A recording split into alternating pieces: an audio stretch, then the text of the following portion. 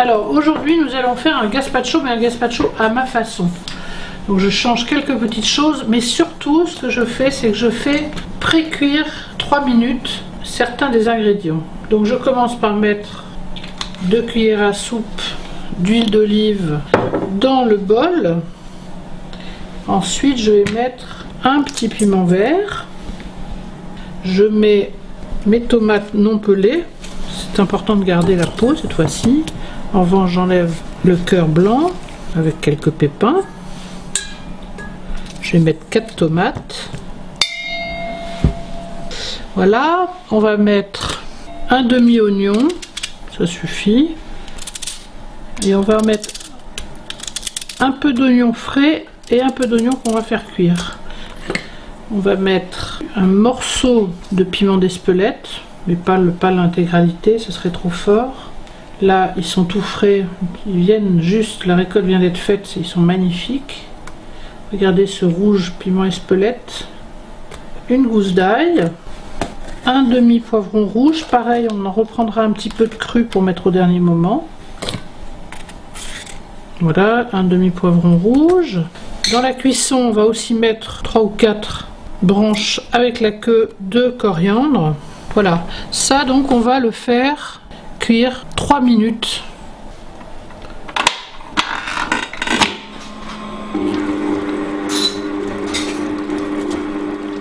Voilà, ça y est, ça a cuit 3 minutes, mais voilà, on va préparer ce qu'on met cru. Un quartier d'oignon, un quart de poivron rouge.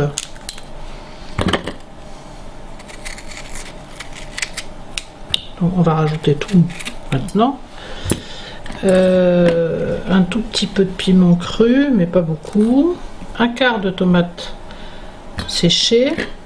On va rajouter tout ça et après on va continuer pour la présentation. Donc on rajoute les choses crues, donc on ne fait pas cuire bien sûr, hein. Donc vous voyez, ça a déjà fait, ça a bien rendu le jus des tomates, ce qui est parfait. Donc on va rajouter ce qu'on vient de préparer. Je mets mon concombre, mais pas entier parce que je vais en garder pour la présentation. Très important, la présentation du gazpacho. Donc je vais transvaser dans mon blender. Je peux vous dire que déjà, ça sent très bon. On va mettre un peu de coriandre. On en garde évidemment pour la fin. 2 bonnes pincées de fleur de sel. Mon poivre. Je vais mettre une bonne huile d'olive, 3 cuillères à soupe, l'équivalent. Et je mets, pour garder moi ce goût fruité du gazpacho, je mets un peu de vinaigre de framboise. Et autre chose que je mets, c'est du Melfort. Ça a goût de miel, c'est délicieux. Et bien alors, on ferme. On mixe évidemment à fond. Alors pendant ce temps, on va préparer les ingrédients de présentation. Alors, on coupe une petite lanière et après en tout petits morceaux. Pareil pour l'oignon. Je vais rajouter un tout petit peu de coriandre. On en mettra de toute façon en déco aussi. Piment vert. Sans oublier le concombre. Tout ça, ça apporte du croquant en fait. Évidemment, il ne faut pas pleurer l'huile d'olive. Un tout petit peu de beurre. Voilà, des petites rôties, on appelle ça. Bon, voilà, le gazpacho est prêt. Voilà, la texture est bien, elle est quand même épaisse, c'est normal, hein, on a beaucoup de choses dedans.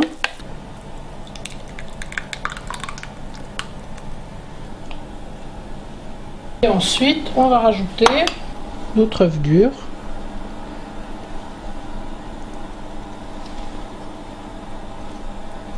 On va déposer un petit crouton dans chaque bol. Et the final touch de la coriandre fraîche.